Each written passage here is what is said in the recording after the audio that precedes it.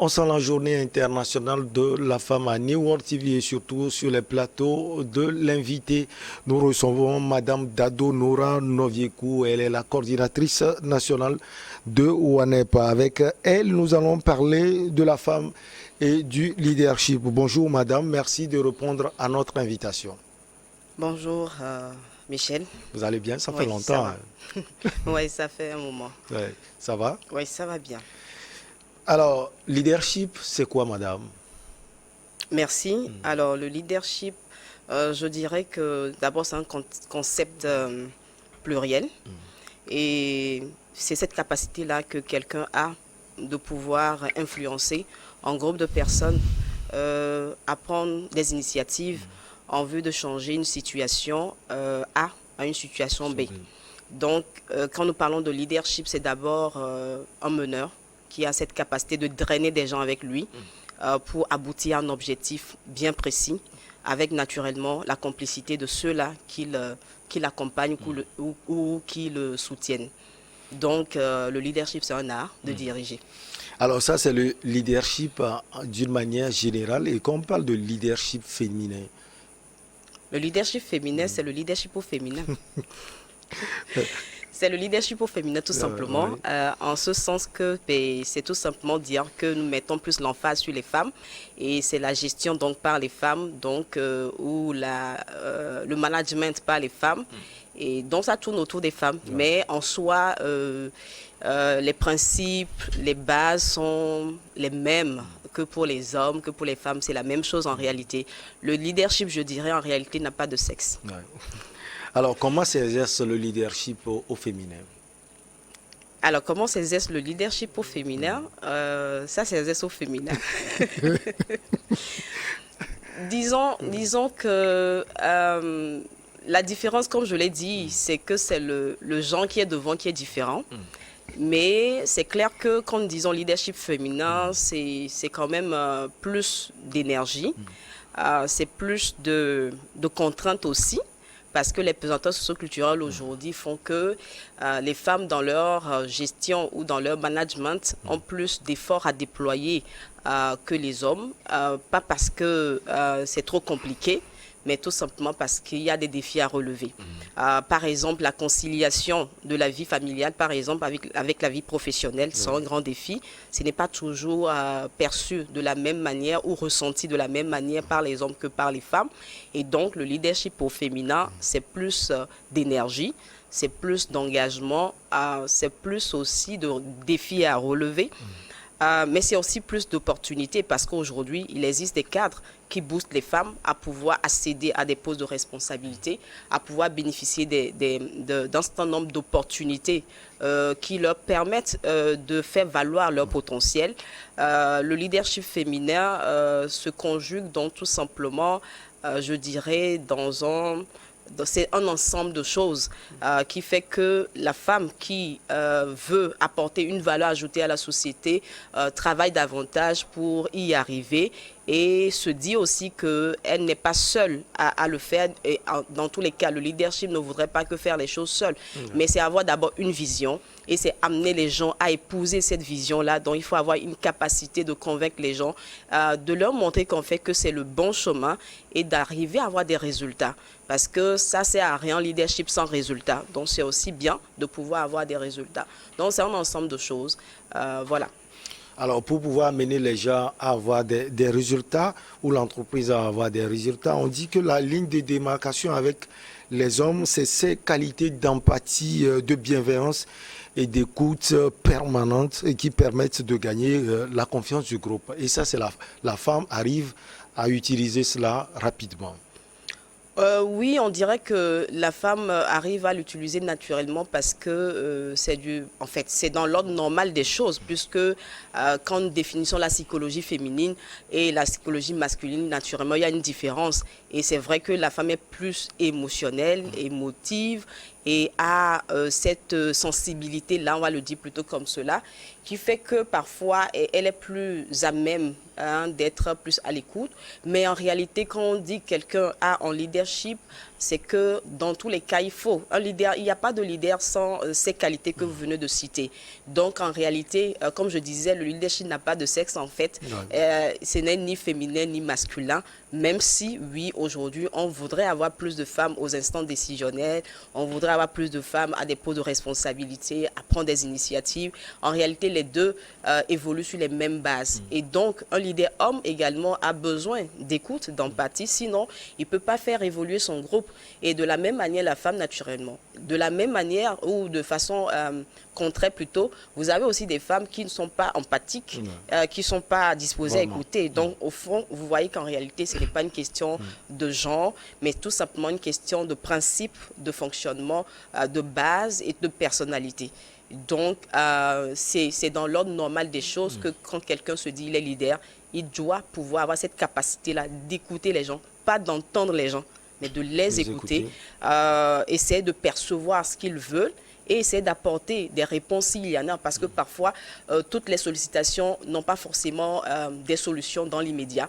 Et donc, il faut aussi avoir cette capacité-là de communiquer, de dire ce qui est faisable, et de ce qui ne l'est pas. À l'impossible, nous n'est tenu. Donc, c'est aussi avoir cette capacité-là de pouvoir communiquer et de pouvoir gérer et amener son groupe vers quelque part afin d'atteindre un objectif, parce que c'est important de savoir là où on va. Et pourquoi? C'est quoi la pertinence, en fait, derrière cette motivation de drainer des gens avec soi. Alors, quels sont, selon vous, les leviers du leadership au féminin?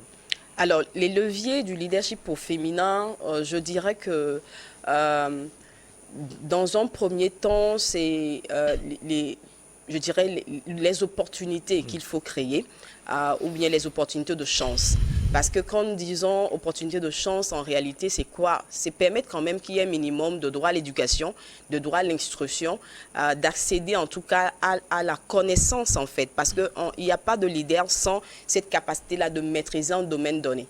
Et donc, il faut d'abord créer l'opportunité des chances à tout le monde et surtout aux femmes de pouvoir avoir accès à la connaissance et à l'information. Deuxièmement, je dirais qu'une fois cela fait, il y a aussi la nécessité pour la femme elle-même de travailler sur sa personne pour que non seulement elle maîtrise ce dont elle ira parler, mais aussi maîtrise le contexte dans lequel elle devra travailler. Parce qu'un leader doit toujours maîtriser son terrain pour justement savoir comment drainer les autres vers l'objectif fixé.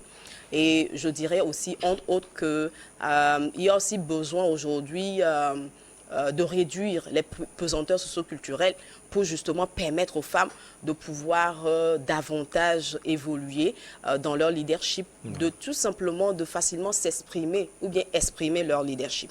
Ce n'est pas toujours aisé d'avoir par exemple une femme. Pour certaines personnes, ils ne conçoivent pas, par exemple, d'avoir une femme responsable ou directrice. Pour eux, ce n'est pas dans les normes. Mais en fait, qu'est-ce qu'il y a de mal à avoir une femme si elle a les compétences, si elle mérite? Pourquoi elle ne peut pas diriger juste parce qu'elle est femme? Donc, il y a aujourd'hui encore besoin de travailler sur ces pesanteurs socioculturelles pour que la société comprenne qu'en réalité, en investissant dans l'éducation de la jeune fille et de la femme, et en travaillant à ce qu'elle puisse accéder à des postes de responsabilité, c'est en réalité la société qui en gagne. Et donc, ce n'est pas juste une question de formalité ou une question de... c'est la norme internationale, mais c'est un besoin social en réalité. Et donc, si on arrive à travailler dessus, naturellement, il faut aussi travailler aussi à avoir plus d'alliés qui croient à la chose, parce qu'il y a aussi des gens qui n'y croient pas. Ils se disent que ben non, vos histoires de leadership féminin, ça c'est à rien, mais au fond parce qu'ils n'ont rien compris en réalité. Et donc il faut travailler à ce qu'il y ait plus d'alliés, des gens qui comprennent la chose, qui soutiennent, comme par exemple des hommes. Donc il y a besoin de se dire qu'on a besoin des hommes pour soutenir cette logique-là. Et par exemple, une femme qui travaille, qui est au foyer, a besoin que son mari l'épaule. Sinon, ça ne le fait pas. Il faudrait que ses collègues hommes l'épaulent, le soutiennent. Par quoi? Par le respect mutuel, le respect des procédures Et c'est en fait tout ça qui fait qu'au finish, oui, on a un leadership qui facilement s'éclore et s'exprime tout simplement. Mais quand tout ça n'est pas traité, c'est clair que c'est étouffé. Maintenant, c'est clair que la femme elle-même, oui, a un travail également à faire et doit se dire qu'elle doit avoir la volonté en fait aussi. Parce qu'il y a des fois aussi des femmes qui se cachent, ils se disent « Ah, moi je ne peux pas », alors que l'opportunité est là. Donc parfois, il faut avoir l'audace de pouvoir dire « Je peux aussi apporter une contribution ». Et en réalité, parler de leadership, c'est tout simplement se dire « Comment je me rends utile à la société ?» en fait. Parce que ce soit une femme ou un homme, si tu veux devenir un leader, c'est parce qu'un jour, tu t'es posé la question de savoir comment tu peux être utile à la société. Si aujourd'hui, nous avons des gens qui ont créé des avions qui nous permettent de nous déplacer, c'est un jour, ils ont eu un rêve. Si nous avons, là, nous sommes sur un plateau télé, nous sommes en train de parler, ça retransmet dans les maisons des gens. C'est des gens qui ont rêvé à quelque chose. Et donc, il faut se dire, je dois être une valeur ajoutée à la société. Et déjà, cette envie-là te pousse à chercher à comment ça se fait, comment ce domaine-là, je dois le maîtriser, le posséder. Et au final, oui, à un moment donné, tu es un peu l'icône devant ce domaine-là. Voilà. Donc, c'est tout un travail, c'est un ensemble de choses, mais c'est aussi beaucoup de persévérance pour pouvoir y arriver parce qu'un leader ne se forme pas d'un seul jour. C'est un ensemble de choses à la fois. Et donc, les femmes aujourd'hui, puisque oui, nous sommes dans la journée, la semaine du 8 mars, et c'est clair que partout, ça va fuser de partout avec les articles, les activités. Mais les femmes doivent se dire que ce n'est pas une journée de fête, mais c'est pour faire un bilan, voir qu'est-ce qui a marché et aussi qu'est-ce qu'on peut encore faire mieux pour que les femmes et les filles de notre pays qui n'ont pas encore assez à un minimum de droits puissent en avoir, et parce que c'est tout simplement un droit naturel. Alors, vous voulez dire que le leadership de la femme peut créer un différend entre elle et son mari ou bien entre elle et les hommes dans la société si ces hommes ne comprennent pas véritablement le sens du leadership au féminin? Alors, si le monsieur n'est pas, je dirais, sensible à la question dont nous parlons et peut-être est encore dans un schéma où la place de la femme est à la cuisine ou uniquement à la cuisine, ça pose un problème, c'est clair. Ça veut dire que ce monsieur, par exemple, ne peut pas épauler, ne peut pas soutenir sa femme qui peut-être accède à des postes de responsabilité ou veut même prendre des initiatives tout simplement. On voit des couples où même pour mener une activité génératrice de revenus, le monsieur dit carrément non, que non, tu ne vas pas le faire parce qu'il a un complexe. Ah, si jamais tu commences à gagner de l'argent, tu ne vas plus me respecter. Voilà. Alors qu'en réalité, non, ce n'est pas ça. C'est le contraire plutôt. C'est le contraire parce que vous avez plus de revenus dans le foyer. Maintenant, il y a aussi l'autre dimension qui a aussi une réalité. C'est l'éducation aussi que chacun a reçue. Parce qu'il y a aussi de ces femmes, parce qu'elles commencent à avoir des moyens financiers, je pense qu'elles deviennent un peu un but de leur personnalité ou de leur personne. Ça, c'est des tares qu'il faut corriger. Mais ça ne veut pas dire automatiquement que toutes les femmes, quand elles commencent à travailler, deviennent insupportables. Non. Donc, il y a un travail à faire de part et d'autre pour que celles aussi qui n'ont pas compris, parce que le leadership féminin ne veut pas non plus dire faire n'importe quoi. Donc, il y a un minimum d'humilité qu'il faut aussi, parce qu'un leader sans humilité ne le fait pas non plus. Et donc, je pense que les deux sexes, c'est-à-dire les femmes et les hommes, davantage doivent être continuellement renforcés, outillés pour qu'on puisse déconstruire et démystifier un certain nombre de choses, pour qu'ensemble on puisse comprendre qu'en réalité, nous parlons tout simplement d'un bien-être qui voudrait en fait la conjugaison de tous les efforts, et donc des efforts des hommes et des femmes. Et donc, si on le comprend ainsi, oui, il y aura des messieurs qui vont se dire, ben oui, moi, je donne de l'espace à ma femme pour qu'elle puisse s'exprimer. Mais ça commence déjà dans le foyer. S'exprimer, donner son avis sur une idée. Il y a des messieurs où, carrément, tu n'as même pas droit à la parole. Même ton idée ne compte pas parce qu'on pense que tu es sous-homme, tu n'es pas assez intelligente. Alors que non, il y a des femmes très, très intelligentes, même si elles n'ont pas un niveau d'études élevé. Parce qu'il faut aussi faire la différence entre... comment on dit ça, avoir un diplôme et avoir une maturité ou être intelligent. Oui, il faut faire la différence. Il y a des gens qui ont des diplômes, mais franchement, quand ils raisonnent, c'est pas ça. Mais la dame du village, elle n'a peut-être même pas fréquenté, Mais quand elle parle, elle te fait une logique tellement pertinente, tu te dis waouh.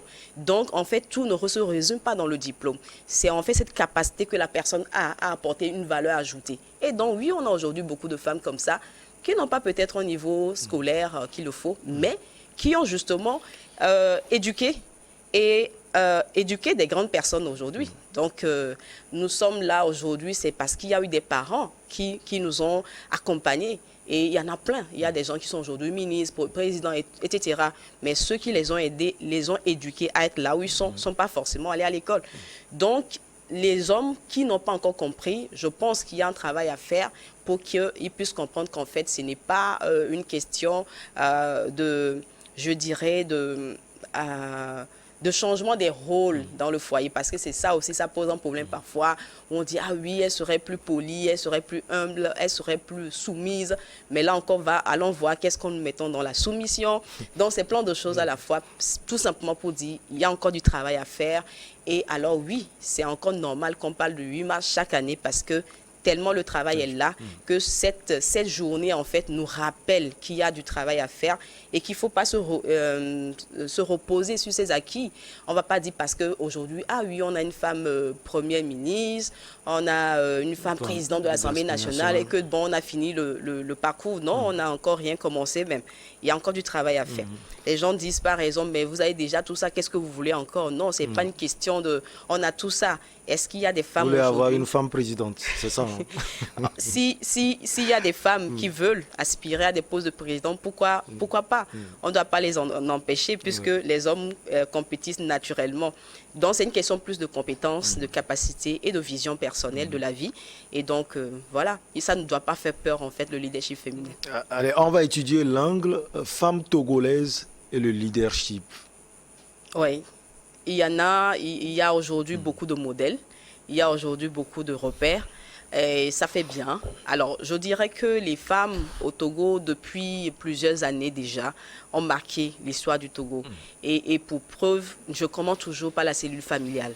Dans nos maisons, il y a eu des grands-mères, des grands-arrière-mères qui ont joué un rôle formidable que peut-être les enseignants à l'école n'ont pas forcément donné. Et donc, dans nos vies de tous les jours, on a des grandes femmes, pas forcément celles qu'on voit à la télé, mais celles qui sont derrière comment on dit, derrière les fourneaux, vous voyez, voilà, celles-là qui sont en train d'aller chercher du fardeau pour mettre du feu préparé pour leurs enfants. Celles-là, en fait, en réalité, oui, c'est les braves femmes et il y en a partout. D'Olomé jusqu'à Saint-Cassé, il y en a. Et alors, revenons donc sur l'histoire de notre pays, oui, on le sait aussi. Il y a eu des années où, quand les femmes Nana Benz ont parlé, on sait que les gens ont parlé, quoi. Il n'y a plus de débat. Et donc, à un moment donné de notre histoire, on a vu quand même qu'il y a eu des grandes femmes, des femmes leaders, des femmes qui ont imposé leur voix parce qu'il y avait un besoin. Elles n'ont pas imposé juste pour faire plaisir à quelqu'un, mais non pour apporter une contribution. Et donc, les femmes au Togo, elles sont battantes, elles sont des leaders depuis des années, elles sont engagées, elles font beaucoup de sacrifices également. Donc, la liste, elle est longue. Maintenant, en politique, dans la société, au niveau social, économie, il y a plein de femmes aujourd'hui qui font, je dirais, la fierté du pays. Alors, c'est un bilan élogieux que vous avez dressé, mais d'une manière générale, de Saint-Cassé jusqu'à Lomé, quel est le rôle de la femme dans votre pays, le Togo? Alors, le rôle de la femme, ce rôle, elle est multiple. Hein, c'est un rôle multiple en commençant par l'éducation des enfants, parce que pour avoir une société, je dirais, stable, équilibrée, ça commence par le foyer, la cellule familiale. Et pour ça, oui, on a des femmes aujourd'hui qui ont donné le meilleur d'elles-mêmes en transmettant des valeurs que sont l'humilité, le respect mutuel, le pardon, la tolérance et bien d'autres, qui en réalité sont un peu le fondement de l'être, qui doit côtoyer demain d'autres personnes qui viennent de d'autres horizons pour créer en fait en tout. Et donc, ces femmes, oui, elles ont du mérite. Donc, c'est un rôle d'éducatrice d'abord, mais aussi un rôle, je dirais, de leader, parce que oui, elles prennent des initiatives.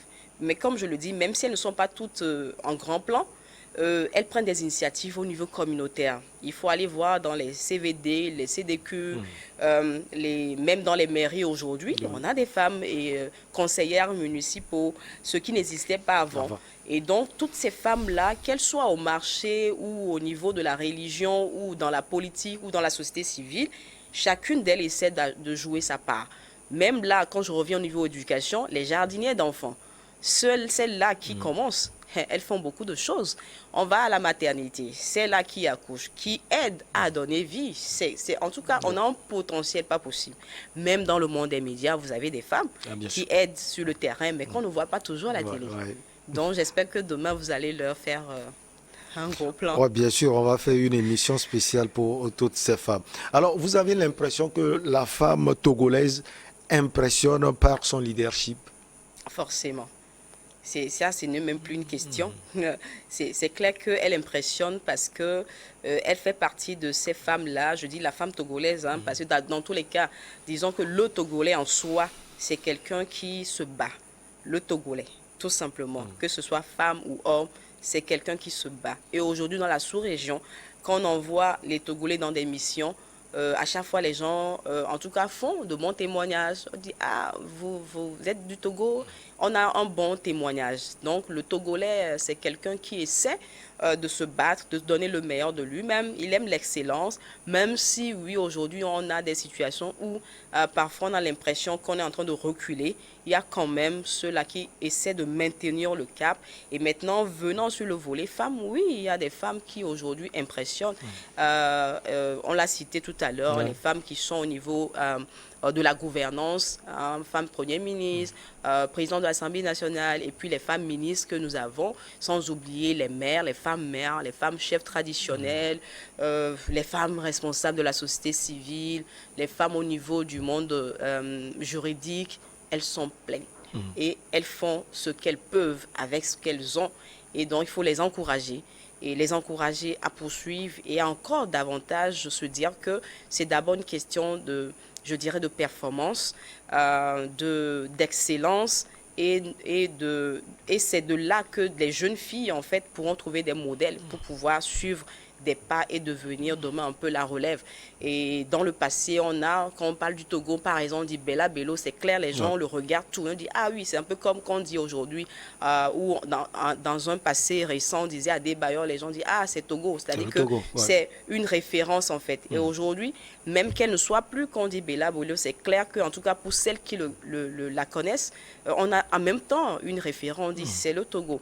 Donc on a des femmes qui font de leur mieux, il faut les encourager. Et je n'oublie pas toutes ces femmes-là qui sont dans les foyers et qui font beaucoup de choses. Ces femmes-là, on ne les voit pas souvent, mais en fait, elles font beaucoup de choses. Alors, vous rêvez faire comme Christina Kirchner, Madame Michelle Bachelet également, présidente d'Argentine et de Chili, Madame Merkel. Au Togo, je ne dis pas vous, parce que vous ne m'avez pas dit que vous allez être présidente du Togo. Cela veut dire qu'il y a encore du chemin à faire. Quel chemin précisément, Madame Noviekou? Alors, les femmes au Togo, oui, il y a du chemin à faire parce que, quand nous disons d'abord droits des femmes, il y a encore des droits qui ne sont pas encore respectés à des endroits dans notre pays. Et donc, c'est clair que chacun à son niveau doit pouvoir réfléchir à voir comment il apporte une contribution à faire évoluer le droit des femmes.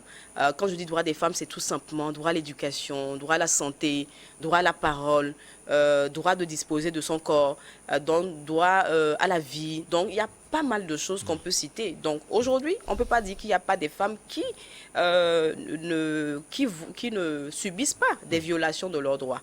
Et donc, il y a encore du travail à faire à ce niveau. Mais au même moment, il y a encore à encourager, en tout cas, encore des femmes pour, je dirais, booster leur leadership. Parce que le leadership, c'est en tout, c'est un processus. Et donc, c'est vrai, on a des femmes qui sont aujourd'hui ministres, mais quand même, c'est 33% en fait. C'est pas beaucoup. En termes de représentativité, même si elles sont à des postes clés, c'est dire qu'on a aussi des femmes qui peut être à d'autres postes qui sont là. Mais bon, pour un certain nombre de raisons, on a plutôt positionné des hommes. Donc, ce n'est pas forcément aussi pour dire qu'on veut faire parité.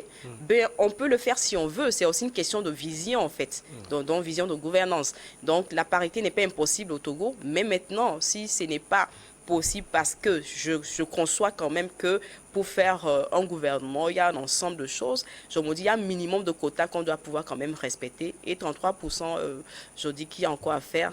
Pourquoi pas aller à 40%?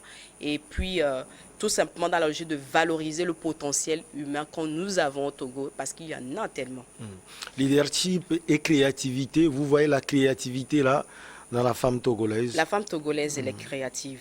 Elle est créative parce que, déjà, regardez, vous lui donnez 500 francs et vous faites à manger. C'est de la créativité. Si je donne 500 à un homme de faire à manger, c'est pas évident. Parce que la vie est chère actuellement. Oui, la vie est chère, mais elle arrive. Comment elle fait? La femme togolaise.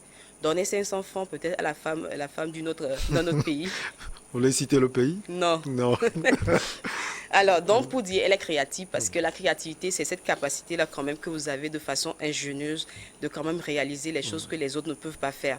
Donc, la femme togolaise, elle est créative au niveau de... Quand elle touche quelque chose, elle la fait autrement, en fait. Elle fait avec sa touche spéciale, elle fait avec ses émotions, sa personnalité. Vous voyez les pagnes.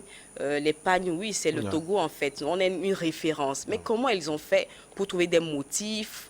Aujourd'hui, même s'il y a, bon, disons qu'il y a la Chine et tout le reste qui ont quand même, sont rentrés dans le commerce du pagne, quand même les anciens pagnes, c'est-à-dire les motifs là sont assez, c'est plein d'histoires en réalité. Et ça, ils ont pris de temps pour créer tout ça. Maintenant, oui, je crois que je vais peut-être inviter les gens à lire. Il y a un document que Prosema avait fait dans le temps, qui s'appelle Egbenana, qui fait le profil, hein, qui fait un répertoire. C'est-à-dire les nanas d'aujourd'hui. Les nanas d'aujourd'hui, qui donc c'est un focus sur ces deux femmes d'impact. Ils peuvent trouver ça au niveau de, je crois, c'est sur Internet. Mais c'est extraordinaire, quoi. Vous allez voir ici, il y a des artistes, il y a tout. Il y a tout. Les chefs traditionnels, il y a tout. Mais chacun avec une spécificité. Maintenant, c'est clair qu'ils n'ont pas pu toucher toutes les femmes d'impact. Ça, c'est seulement 52. Il y en a tellement. Donc, oui, la femme togolaise, elle est créative. Elle sait se démarquer. Alors, la journée du 8 mars à venir, la journée internationale de la femme, pour finir, vous avez un message à lancer aux femmes togolaises et aux femmes du monde entier. Alors, un message à lancer, je dirais d'abord, ouais, un message d'espoir, parce que c'est pas facile d'être femme. C'est pas facile. Ah bon? Non. Et donc, maintenant, dit femme leader, non, ce n'est pas non plus facile. Plus lourd. Voilà, c'est plus lourd. Donc, un message d'espoir pour dire que le meilleur reste à venir. Et celles qui essaient de se battre de façon, je dirais, je sais pas, de façon juste, légale, je les encourage à continuer et à davantage à penser à s'épanouir aussi. Parce qu'il ne faut pas travailler. Il faut penser aussi à soi, mais aussi penser à préparer la relève, parce qu'il faut aussi passer la main à un moment donné, et ça se prépare. Et donc, il ne faut pas forcément attendre qu'on aurait déjà 50 ans ou 60 ans, mais c'est maintenant qu'on peut préparer cette relève-là. Mais aussi un message aux hommes, parce que nous disons 8 mars, mais sans les hommes, il n'y aura pas de 8 mars. C'est-à-dire que la journée internationale des droits des femmes, c'est une journée internationale des droits humains en réalité. Et donc, oui, un message aussi aux hommes pour que ceux-là qui l'ont compris continuent à soutenir les femmes et à plaider pour les droits des femmes, à initier des actions pour les droits des femmes, et en se disant qu'en fait, une femme épanouie, c'est une société épanouie, et en se disant, en fait, nous parlons tout simplement de nos enfants, de nos sœurs, de nos mamans, et quand on personnalise la chose, je pense que c'est plus perceptible pour les uns et les autres. Et donc, maintenant, celles qui n'ont pas encore compris qu'aujourd'hui, il y a à travailler, il y a à se battre, il faut aussi celles-là, elles comprennent que la vie facile, ça ne le fait pas. Il faut mériter en fait sa place, et elles ont du potentiel. Il ne faut pas forcément attendre des autres. Il faut se lever, créer quelque chose, initier. Et pour ça, c'est ça aussi qui, je dirais, imprime le respect. Et donc, la vie facile n'est pas toujours, n'est pas une bonne chose à encourager. Et donc, que le 8 mars de cette année soit un cas de réflexion et de prise de nouvelles résolutions pour que les femmes au Togo et ici et ailleurs soient davantage épanouies. C'est toujours un plaisir de vous avoir sur ce plateau. Madame Dado Nora Noviekou, vous êtes la coordinatrice nationale de OANEP Togo. Merci beaucoup à vous. On marque la pause pour le journal et derrière on reçoit nos invités pour Regard Croisé.